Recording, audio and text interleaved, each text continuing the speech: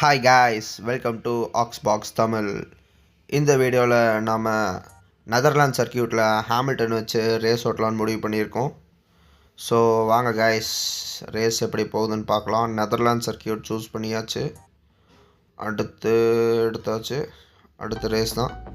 எப்பவும் போல் முதல்ல 10 லேப் குவாலிஃபயரு. அந்த 10 லேப் குவாலிஃபயர் முடித்து நம்ம டைமிங்கை பொறுத்து ரேஸ் கொடுப்பாங்க.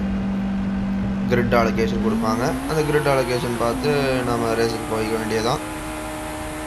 இந்த ரேஸ் வந்து டஃப்பாக இருக்குமா ஈஸியாக இருக்குமான்லாம் எனக்கு கேட்டால் தெரியாது. போன ரேஸில் நீங்கள் பார்த்துருப்பீங்க, ஹாமில்டன் வந்து நமக்கு சம்பவம் பண்ணி விட்டான். அதனால் அந்த மாதிரி எந்த சம்பவம் நடக்கக்கூடாதுன்னு சொல்லி நம்ம இந்த வாட்டி ஹாமில்டன் எடுத்துட்டோம்.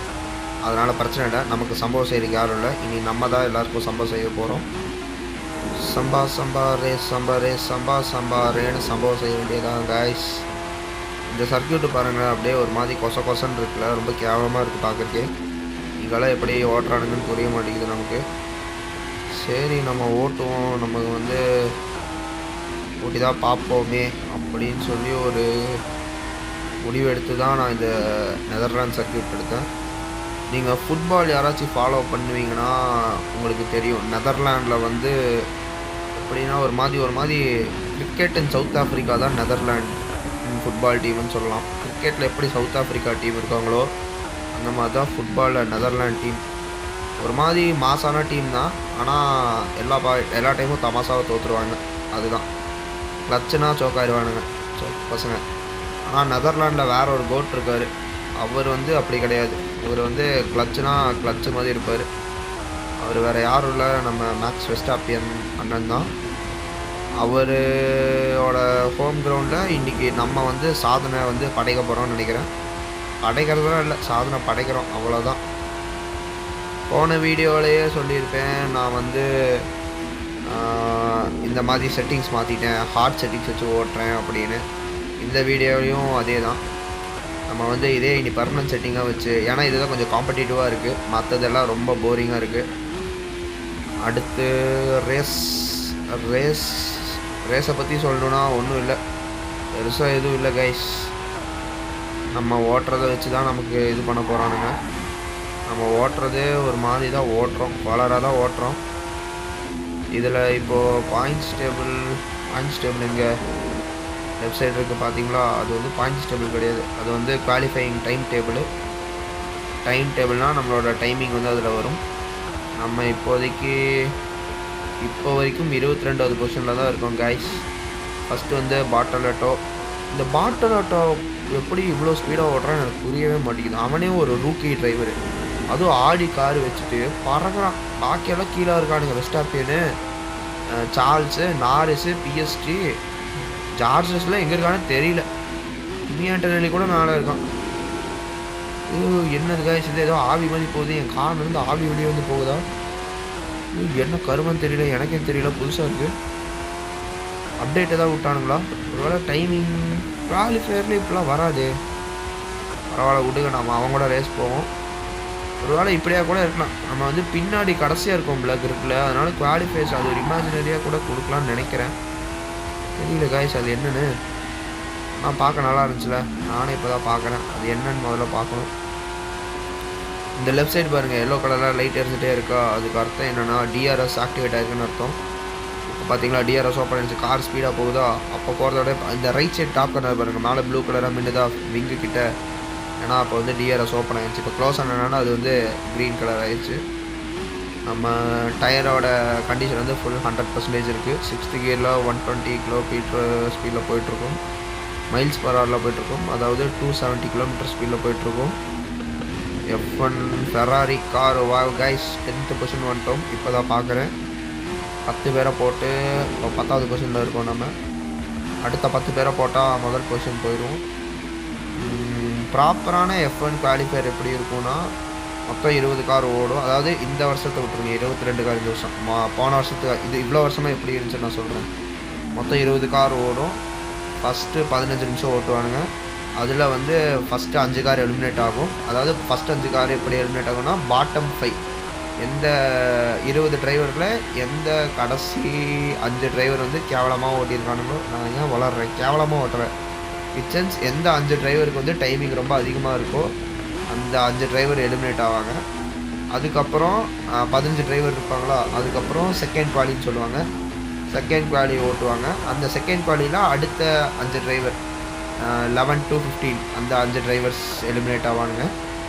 அந்த குவாலி முடிச்சதுக்கப்புறம் கடைசி டாப் 10 டிரைவர்ஸ் இருப்பாங்களா, அந்த டாப் 10 டிரைவர்ஸ் வந்து 1 to 10 கிரிட்டுக்கு ஓட்டுவாங்க. அது வந்து தேர்ட் குவாலி, தேர்ட் அண்ட் ஃபைனல் குவாலின்னு சொல்லுவாங்க. அந்த ஃபைனல் குவாலி அப்போது எந்த டிரைவர் வந்து பெஸ்ட் டைமிங் பண்ணுறானோ அந்த டிரைவருக்கு தான் கிரிட்டில் ஃபஸ்ட்டு பொசிஷன். இதுதான் ஆக்சுவல் F1ல் இருக்கிற கிரிட் அலோகேஷன் ப்ராசஸ். ஆனால் நம்ம கேமில் அப்படி கிடையாது. ஆல்ரெடி எல்லாம் ஓட்டி வச்சுருக்கானுங்க, நம்ம மட்டும் தனியாக வந்து ஓட்டுற மாதிரி இருக்குது. ஆனால் அடுத்த வருஷம் வந்து கேமில் இது மாறிடும். அடுத்த வருஷம் நான் பீட்டா வெர்ஷன் பார்த்ததில் வந்து அடுத்த வருஷம் வந்து நம்மளோட கேம்லேயும் ரியல் குவாலிஃபயர்ஸ் மாதிரி 20 கார் ஓடும். அப்போது நமக்கு நடுவில் கார்லாம் இருக்கும். அப்போ வந்து நம்ம பெஸ்ட் டைமிங் பண்ணுவோம். இப்போ வந்து ஈஸியாக இருக்குல்ல, வெறும் ட்ராக் காலியாக இருக்கனால. அப்போ இன்னும் கொஞ்சம் காம்படேட்டிவாக டிஃபிகல்ட்டாக இருக்கும்னு நம்புகிறோம். பார்க்கலாம், அது வந்தால் தான் தெரியும். இப்போது சும்மா நம்ம டயர் ரைட் சைடு 2 டயர் வந்து தேர்ந்தெடுக்குன்னு சொல்லி நம்ம வந்து அதை மாற்றுறதுக்காக பிட்டுக்குள்ளே வந்திருக்கோம். நீங்கள் பார்த்தீங்கன்னா தெரியும், அந்த ரைட் சைடு 2 டயருக்கு வந்து எல்லோ கலர் காட்டுதா. பாய்ஸ் நிற்கிறாங்க, டயரை பார்த்துக்கடா சொன்னோடனே மாற்றிட்டானுங்க. மிட் டயர்லேருந்து இப்போ வந்து சாஃப்ட் டயர் எடுத்துகிறோம். இந்த mid tyre, soft tyre, wet டயர்னு 3 டயர் இருக்குது. சாஃப்ட் டயர்னால் ரெட் கலரில் சைடில் போட்டிருக்கும், ரெட் கலரில் சைடில் பெயிண்ட் அடிச்சிருக்கும். சாஃப்ட் டயர் வந்து ரொம்ப சாஃப்டாக இருக்கும், க்ரிப் அதிகமாக இருக்கும், ஸ்பீடு வந்து ட்ராக்ஷன் ரொம்ப அதிகமாக இருக்கும், ஸ்பீடு பறக்கும் வண்டி. ஆனால் என்ன பிரச்சனைனா அதுக்கு வந்து லைஃப் ரொம்ப கம்மி. ஒரு 5 லேப்பு விட்டு அடிச்சிங்கன்னா தேஞ்சிடும். அதே மிட் டயர் எடுத்திங்கன்னா டயர் வந்து எப்படி வெட் டயர், அடுத்து வந்து வெட் டயர் எடுத்துக்கோங்க. வெட் டயர் எடுத்திங்கன்னா நல்லா உழைக்கும், காட்டுத்தனமாக உழைக்கும். ஆனால் அதில் வந்து லைஃப் இருக்காது, லைஃப் அதிகமாக இருக்கும். ஆனால் அதில் வந்து ஸ்பீடு கிடைக்காது, வண்டிக்கு வந்து புஷ் இருக்காது, ஸ்பீடு ரொம்ப கம்மியாக இருக்கும். அதில் வந்து சைடில் ப்ளூ கலரில் பெயிண்ட் அடிச்சிருப்பானுங்க. இதுதான் இந்த டயர், வெட் டயர். மிட் டயர்னு ஒரு டயர் இருக்குது. அந்த டயர் எப்படின்னா பாதி வெட் டயரோட இது இருக்கும், பாதி வந்து சாஃப்ட் டயரோட இது இருக்கும், எபிலிட்டிஸ் இருக்கும். அதில் வச்சு நீங்கள் ஓட்டினீங்கன்னா உங்களுக்கு வந்து 2 இதாகவும் ஓட்டலாம், ஸ்பீடாகவும் ஓட்டலாம், டியூரேஷனும் அதாவது டயரோட லைஃப் டைமும் அதிகமாக இருக்கும்.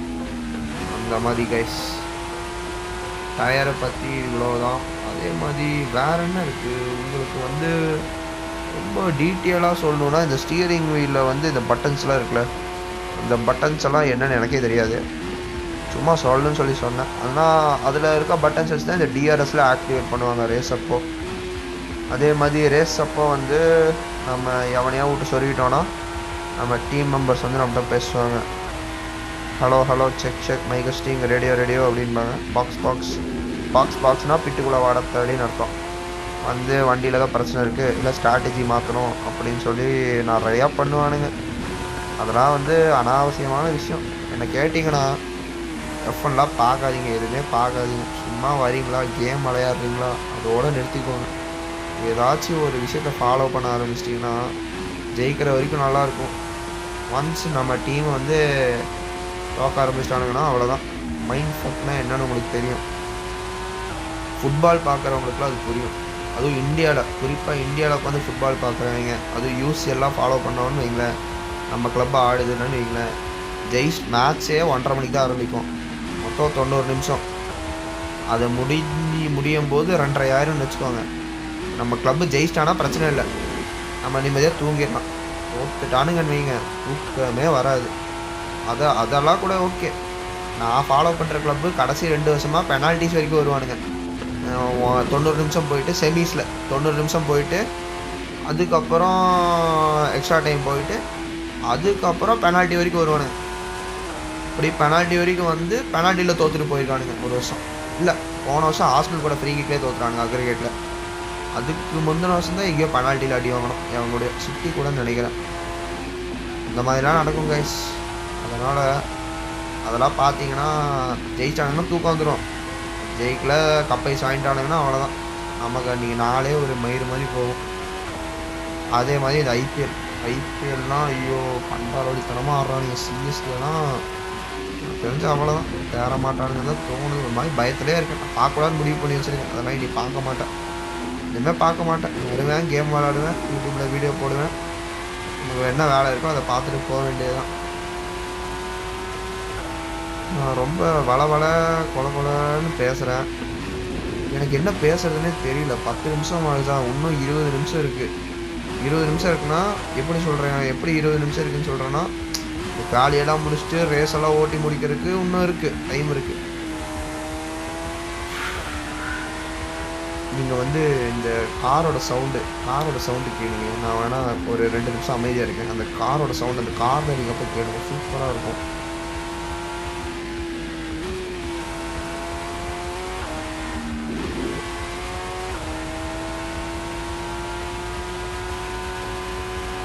அப்படி கேட்கவே நல்லா இருக்குல்ல மாதிரி.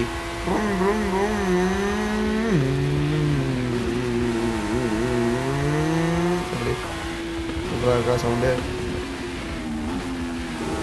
அவ்வளோதான் கைஸ். நம்ம இப்படியெல்லாம் மண்ணுக்குள்ளே கல்லுக்குள்ளே புல்லுக்குள்ளெல்லாம் விட்டு ஓட்டோம்னா தேராது, வண்டி நாசமாக போயிடும். இந்த கார் செய்யறதுக்கு, இந்த காரை செய்கிற காசு இருந்தால் 10 ஏரோப்ளைன் செஞ்சிடலாமாமா அப்படின்னு சொல்கிறானுங்க.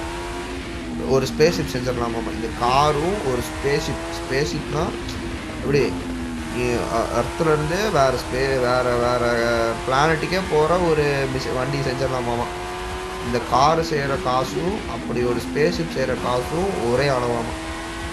பார்த்துக்கோங்க எவ்வளோ காசு இருக்கிறதுனால தான் இதெல்லாம் பண்ண முடியும். நம்ம என்னன்னா கேம் ஆடி சுற்றிட்டு இருக்கோம். இதெல்லாம் எங்கே போய் உருப்படும். அவ்வளோதான் கைஸ். குவாலிஃபைடு P1 முடிச்சுட்டோம். நம்ம தான் first, Bortoleto second, Verstappen third, George fourth, Hulkenberg fifth, Piastri sixth, Norris seventh, Leclerc eighth. இப்போ ரேஸு கிரிட்டு வருதா? Lewis Hamilton, Bortoleto, Max Verstappen, Bottas, Hulkenberg, Piastri, Lando Norris, Charles, George, Perez, ஹிஜாப், பால் பிட்டோன், Lawson, Antonelli, Ocon, Bearman, Lance Stroll, Gasly, Liam பிளேட், Carlos, Albert, Fernando. First நிற்கிறது வந்து ஹாமில்டன்னு சொல்லலாம், இல்லைனா நான் வந்து ஒரு மைக்கேல் ஸ்லிப்பர் மேக்கர்னு சொல்லலாம். வேணால் சொல்லலாம், மைக்கேல் ஸ்லிப்பர் மேக்கர்னு வச்சுக்கோம். நெதர்லாண்ட் சர்க்கியூட். 5 4 3 2 1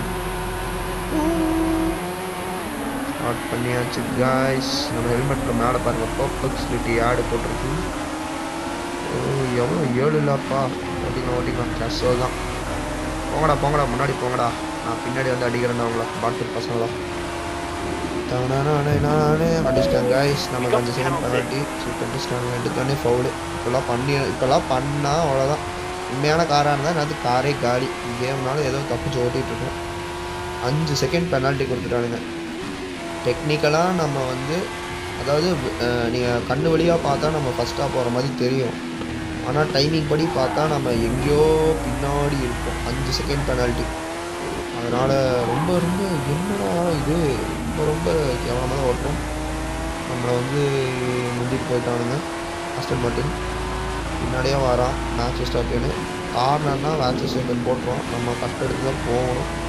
ஏரோ மார்க் வந்து பின்னாடி வர காரை இண்டிகேட் பண்ணிட்டு எனக்கு தெரியுது. அவ்வளோதான் கேஸ், போட்டாச்சு.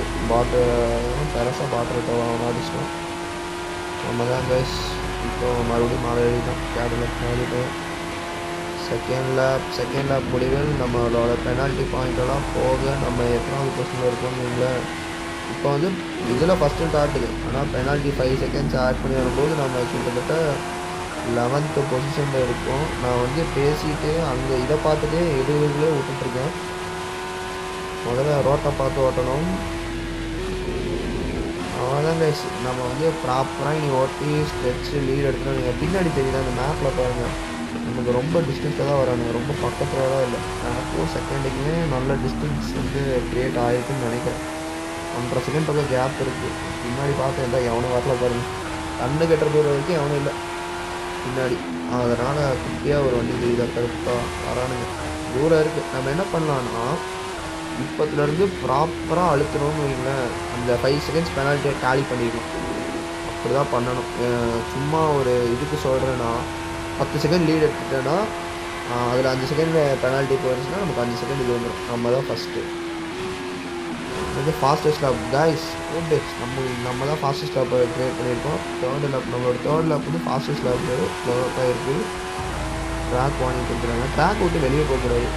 இதே இதாக இருந்தால் காலியாக இருந்தால் வெளியே போனால் வார்னிங்லாம் வராது. டேரெக்டாக டைமை கேன்சல் பண்ணி விட்ருவாங்க. ரேஸ்னால வார்னிங்ஸ் மட்டும் கொடுப்பானுங்க.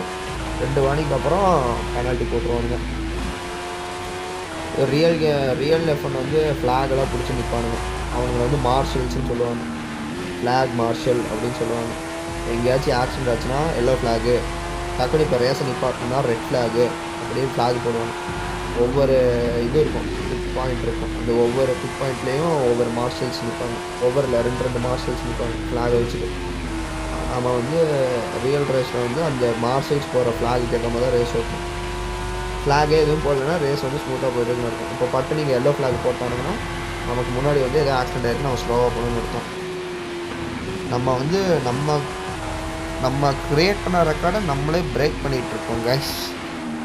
போடு மறுபடியும் நம்ம ஃபாஸ்டஸ்ட் லேப். ஆனால் இந்த மயிறு திருப்புறேன். இந்த டேர்னிங்கில் மட்டும் சந்துக்குள்ளே விட்டுறேன். ஹாமில்டன் கார் செமையாக இருக்குது. ஹாமில்டன் எடுத்தனால தான் இல்லைன்னா இந்த மைக்கேல் ஸ்லிப்பர் மேக்கரோட ரேசிங் திறமையான்னு தெரியல. ஆனால் அப்படியே எப்படி சொல்கிறது, F1 படத்தில் பிராட் பிட் சொல்கிற மாதிரி தான். He is flying, we are just flying guys. Super. 11 second lead எடுத்துட்டோம். போடு நம்ம அவ்வளோதான் கைஸ். நம்ம வந்து இப்போ நம்ம தான் ஃபஸ்ட்டு, எல்லாமே ஃபஸ்ட்டு. நமக்கு பெனால்ட்டி விழுந்தாலும் நமக்கு கிட்டத்தட்ட 5 செகண்ட் இதில் இருக்கும். அதனால் நம்ம தான் ஃபஸ்ட்டு, கவலையே இல்லை. இந்த நம்ம வேணால் பிட்டுக்குள்ளே போகலாமா? நம்ம தான் இவ்வளோ கேப் வச்சுருக்கோங்க. சும்மா பிட்டுக்குள்ளே போய் இந்த பாட்டு பயலுகளாம் அப்போ வரானுங்களாச்சும் பார்ப்போம். தேவையான பசங்க அப்போலாச்சும் வந்து முந்துறானுங்களா இல்லை பக்கத்துலேயாச்சும் வரானுங்களான்னு பார்ப்போம். ஓடு லேப்பு நான் வந்து ஹிஸ்ட்ரி க்ரியேட் பண்ணிட்டுருக்கேன் கைஸ். மறுபடியும் இதுவும் வந்து ஒரு ரெக்கார்ட் லேப்பு. என்னத்தை சொல்ல இதில் வந்து கமெண்ட்ஸில் சொல்கிறானுங்க எனக்கு ஓட்டவே தெரியல, எல்லாம் பாட்டு மாதிரி ஓட்டுறான்றானுங்க இந்த இங்கிலீஷ்காரனுங்களாம். ரேஸ் வாங்கடா, வாழ் என்ன வேணால் சொல்லலாம்டா. ரேஸ் வாங்கடா, ரேஸ் வந்தீங்கன்னா தெரியும்டா நான் யாருன்னு. இன்னும் 5 லேப், இன்னும் 2 லேப்பு தான். ஓடு நமக்கு வந்து 2வது விக்ட்ரி ஆஃப் த சீசன் வந்துருச்சு கைஸ். கிட்டத்தட்ட வந்துருச்சுன்னே சொல்லலாம், தைரியமாக சொல்லலாம். ஏன்னா இதுக்கப்புறம் நானாக போய் எதையாச்சும் விட்டு சொருகுனா தான் உண்டு. நான் அப்படி பண்ண மாட்டேன், ஏன்னா நான் ஒரு பயங்கரமான டிரைவர். ஆனால் 14 செகண்ட் லீடானா அப்பா ஓவர் லேப்பில் அடிக்க போகிறேன்னு நினைக்கிறேன். ஓவர் லேப்பில் அடிக்கல. இந்த லேப்பில் நான் பிட்டுக்குள்ளே போகிறேன். ஏதாச்சும் வரானுங்களான்னு பார்க்கலாம். பார்த்து புதியானுங்க. இன்னும் ஒரு லேப் தானே இருக்குது. பிட்டுக்குள்ளே போயாச்சு. எப்படி பிட்டுக்குள்ளே போகிற மாதிரி ரேஸ் அப்போ பிட்டுக்குள்ளே போகும்போது ஸ்பீடு கம்மி பண்ணிடணும். ஏன்னா பிட்டில் டக்குனே எவனே இடிச்சிடக்கூடாதுன்ட்டு. பெனால்ட்டி, அந்த பெனால்ட்டி டைம் இங்கே பிடிச்சிக்கிறானுங்க. 5 செகண்டு டக்குன்னு மிட் டயர் போடுறானுங்க. ஸ்பீடாக போடுங்கடா, என்னடா ஸ்லோவாக போடுறீங்க எவ்வளோ ஸ்லோவாக கைஸ். அவ்வளோதான் கைஸ், நம்ம வந்து வெளியே வரும். ரைட் சைட் பார்த்தீங்களா சேஃப்டி கார் நிற்குது, பென்ஸ் காரு. என்னடா எல்லாம் போயிட்டானுங்கடா எல்லாம். ஆனால் ரொக்கால ஓடி போயிட்டானுங்கடா. ட்ராக் வார்னிங் லிமிட் விட்டானுங்க. எங்கடா இருக்கேன்? 9வது பொசிஷன் போயிட்டேனா? ஐயோ, ஒரு லேப் தான் இருக்குது.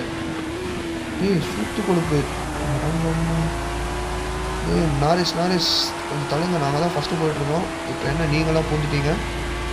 This is totally unfair guys. அவனை வரமாட்டான்னு நினச்சேன்னா இத்தனை பேர் வந்துட்டானுங்க. போயிட்டே பசங்க. ஃபஸ்ட்டு நினச்சிங்கடா. போடா அழுத்துறா. என்னடா கார் இது மட்டும் கூதி போய் தொலைய மாட்டேங்குது அம்மா. இந்த கார்னர் இருந்தால் 2 கார்னர் தான் இருக்குது. டிஆர்எஸ் போட்டாச்சு. அழுத்துறா. போடா எப்படா அடிச்சாச்சு போடா. ஐயோ 5 செகண்ட் பெனால்ட்டி இடிச்சு பெனால்ட்டி வாங்கிட்டானே. பெனால்ட்டி வாங்கி இன்னும் பின்னாடி போயிட்டேன். 6வது பொசிஷன் தான் வந்திருக்கேண்ணா. எங்கே ஃபஸ்ட்டு எவனையும் போனால் சேஃப்டி கார் எவனோ எங்கேயோ இடித்து சொருகிட்டானுங்க. சேஃப்டி காரை போட்டானுங்க. ஐயோ ராமா. ஃபஸ்ட்டு பொசிஷனில் இருந்தேன்டா. 5th பொசிஷன் வந்துட்டேன்டா. போன ரேஸு ஹாமில்டனால் போச்சு. இந்த ரேஸு ஹாமில்டன் எடுத்து போச்சு. என்னடா கதையாக இருக்குது. இந்த பாட்டு பசங்க வரமாட்டானுங்கன்னு நினச்சோம், பெரிய பசங்க வந்துட்டானுங்க. என்னடா டே சேஃப்டி கார் எடுத்துறானுங்க. டே அழுத்து அழுத்து அழுத்து. 5% வந்துட்டு 6லேருந்து 5. டே கடைசியில் அப்பா. ஆமாண்டா கடைசியில் அப்படா. போடியம்லையாச்சும் முடிக்கணும்டா. போடு போச்சு பூனு தான் ஊமன்ட்டாங்க நம்மளே. போடியம்லையாச்சும் முடிக்கணுமே. யார் அவன் முன்னாடி போடுறது? இது ஆஸ்டன் மார்ட்டின் டீம்மேட்டு. பாட்ஸ் தான் நினைக்கிறேன். போடு அவனையும் அடிக்கான். சார்ல்ஸ் லெக்லார் எங்கே இருக்கீங்க? தம்பிங்க எங்கடா இருக்காங்க? டே என்ன பாட்ஸ் வரான்? பாட்டு போய் போகிறான். டே ஐயோ நல்லா போயிட்டு இருந்தாரு. மறுபடியும் செல்ஃபி கார் போச்சு. அவ்வளோதான். டிஎன்எஃப் நம்ம பேருக்கு சைடில் பாருங்க அவுட்டுன்ட்டானுங்க. டென்ஷன் ஆகுது எனக்கு. சரி இவனுங்க வந்துடுவானுங்களா, 10 செகண்ட் லீடு இருக்குல்லன்னு நினச்சி நான் ஒன்று பண்ணால் திரும்பி எனக்கு ஒன்று பண்ணிருச்சது. ஏன்டா எனக்கு மட்டும் இப்படியெல்லாம் நடக்குது? போன ரேஸும் இப்படி தான் நடந்துச்சு. பாட்ஸ் அதுதான். இந்த தாடி தான் first, Max second, Charles third, Carlo Perez வந்து 4th, செயின்ஸ் ஏதோ ஒரு கூதியம். நான் ஆக மொத்தம் டிஎன்எஃப் 2 ரேஸு டிஎன்எஃப். டூ என்னடா பொழப்பு இது? நார பொழப்பாக போச்சு. அதான் கைஸ், இந்த வீடியோவின் முடிவு இதுதான். லைக் பண்ணுங்கள், ஷேர் பண்ணுங்கள், சப்ஸ்கிரைப் பண்ணுங்கள், கமெண்ட் பண்ணுங்கள். உங்களிடமிருந்து விடை பெறுவது நான் உங்கள் Michael slipper maker. Thank you guys. Bye bye, tata, cheers.